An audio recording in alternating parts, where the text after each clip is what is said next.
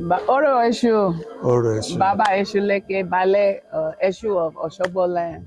Thank Like you. my heart is excited. I finally get to see you. Thank you so much. Because Baba, in US, you cannot say Eshu without someone mentioning Baba Esuleke. So this is such an honor to finally meet you. Baba, I want to know why the worship of Eshu is important all over the world. My dear moderator, there is nothing good they think can come from Africa, from the black people It's true. as a whole. But now, Eshu is one of the most respected of all the 401 Orishas throughout the world. Now, Eshu is very dynamic. It has got its senses. It has got whatever you think. And you can never doubt Eshu, because it should never be a party to anything that is very wrong. Okay.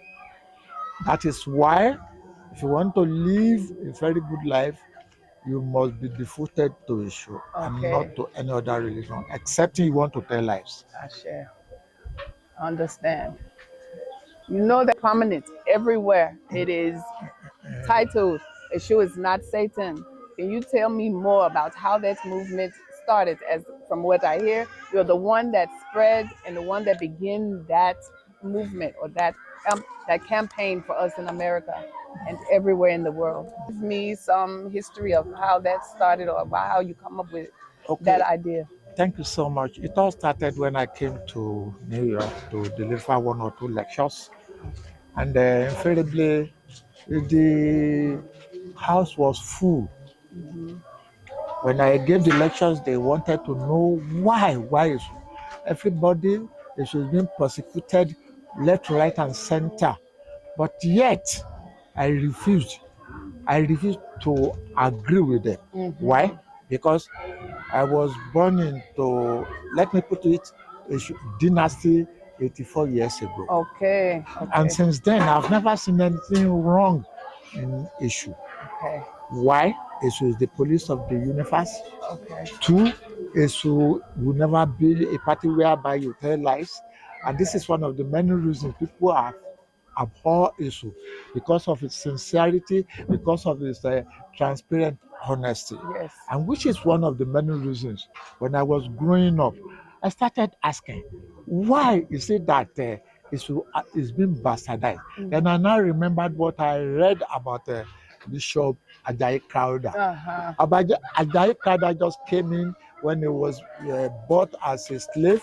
He was sold for a bottle of shinap. He was sold for a mirror. He was sold for this and that. By the time he was liberated, he was brought to Nigeria through Freetown. Okay. Invariably, he wanted to, vengeance belongs to God. But now he wanted to do this sort of type of a vengeance to the Africans that sent him away.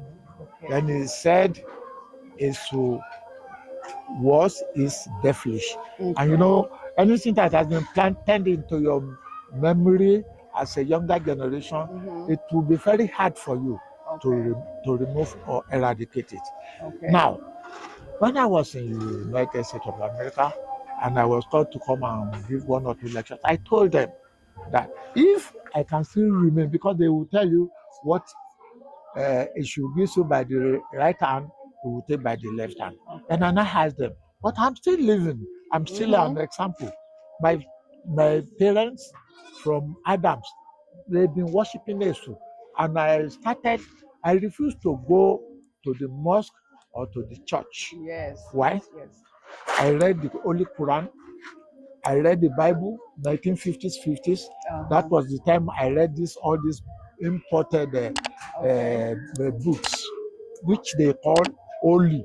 Our own is no more holy. Okay. So in fear of this, I started doing the research, and I've been at it for a longer period. I want to write a book about Eshu. Why Eshu should not be desecrated upon. Okay. Why it should not be living on. Let Eshu be.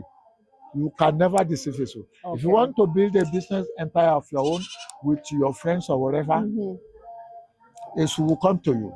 Okay. Will tell you, Esuleke is a thief.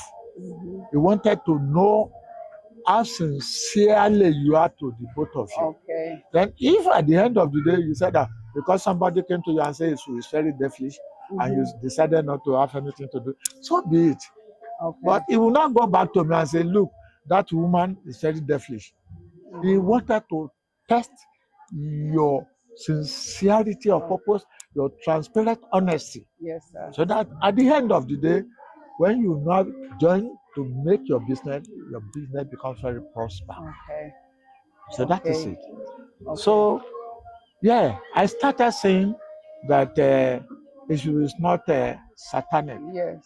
Why? Because when you say Awushu Billah Mina Shaitan Rajim, meaning that Satan is symbolic with badness. Let me put it that way.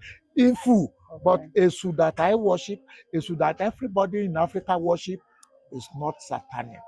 Only bring good blessings Blessings open and the whatever roads. to the world. Okay. Well, I want to know, like, as an Eshu priest in the diaspora, where sometimes we have some limitations, but what can you say is the best way for us to carry on the tradition of worshiping Eshu in the diaspora? Thank you so much. The first thing you should know and you should understand is that, one, you must be able to have an in-depth knowledge of issue. Okay. Not the one that you read, not the one that say Okay. from the horse's mouth. Yes, sir. Because if you want to defend me as a lawyer, I will have to tell you the truth of what really happens. Yes. So if you want to be an issue devotee, you must be able to learn the in-depth, what makes issue kick, why the persecution. Since they've been persecuting this issue, why, as it says today, issue still remains. Yes, sir. Okay. What is like some of Eshu favorite offering to make sure that we are perpetuating Eshu the right way? You look, there are some, when you have an office, there must be an accountant, a general manager, yes, sir, a secretary, and whatever. So in Nesu, there are offices. Okay. For example, there is a Esu that brings you prosperity. Yeah, okay. There is a Esu that brings you children and whatever. There is a Esu that you can send on an errand. Okay. It depends on what you want to do with Eshu. Okay. So that is why I said you should have in-depth knowledge of Eshu. Okay. So it's not just one not single just thing. Blah, blah, blah, blah. No. You can't generalize it into one thing. You can never generalize it. I understand, sir. Even you see, Eshu and Nefa, they are very close friends. Okay. The Eshu and Nefa. People will tell you that because of Eshu, because Eshu is bad, Eshu is this, Eshu is that, because it will shave one part of the head and leave the other to confuse people. Yes. They never ask. That is why I tell you, you should know, you should have an in-depth. Eshu never actually shave one part of the head because of any other person, because to deceive them. But what really happened was that Eshu and Orunmila, they are very close friends. It's just like wine and water. You can never separate them. Right. Why? One day, Orunmila decided to test the veracity of the honesty that Eshu has been claiming. Okay. There are 401 Orisas, like I told you. Okay. Orunmila called the children. He told them that, look, go to the farm, go and cut plantain stock in my size. Okay. Put these white wrappings and make sure that people would think he was dead. So he put it in his sitting room. Then he asked the children to go all out, to go and tell all his followers that he has passed on. Okay. So he went to Sango. Sango said, so Orunmila can die? Okay. How about the bitter cola that when they went out, they gave us so the bitter cola. Said the children said that he gave them that anytime from now they can come and collect it. So he started going all over every Orisa compound until they reached his house. Okay. At his house, they told him that they told the children that it was gone to the Baba Abe. At that point in time, Okay. Abe was a human being. Okay. Abe that we used to shave now, we call it Okay. Abe, was a human Like being. knife. Knife. Okay. So he went there. So when they got there, they said, Aboro Aboyo, your friend has just passed on. Yesu said, no way. How can he pass on? So now he told Abe, the Baba, that he should stop where he was. Then he went along with the children. Don't forget, Abe, the Baba, has never finished the shaving of the. Okay, I understand. Okay, so at that point, when they got to Orumila's house, he saw, he thought Orumila was the one that there. Plantain in the So white he touched it. It was cold. He said, wow, Orumila, please wait for me at the gate. Oh. He started running.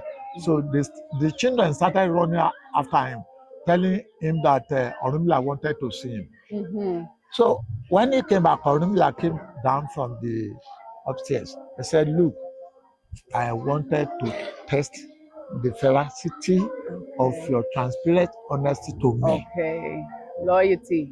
Okay. After that, they greeted, they were joking. Then Orumila said, I have a very big house.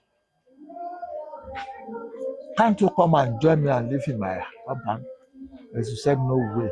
He said, why? There are rooms for you. He said, no way. He said, I prefer to stay.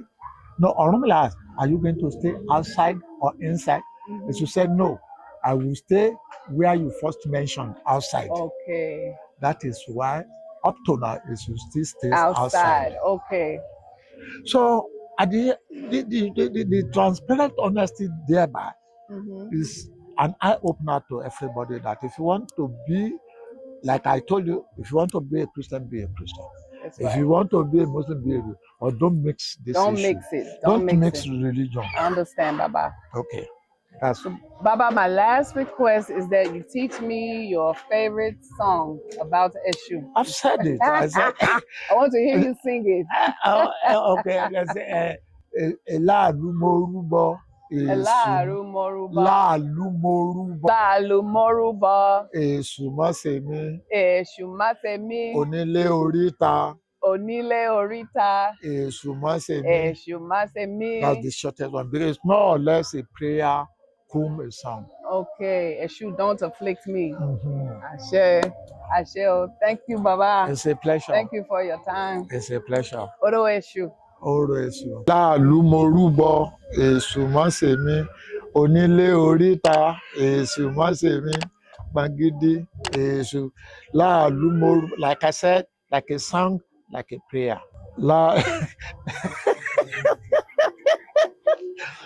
Okay.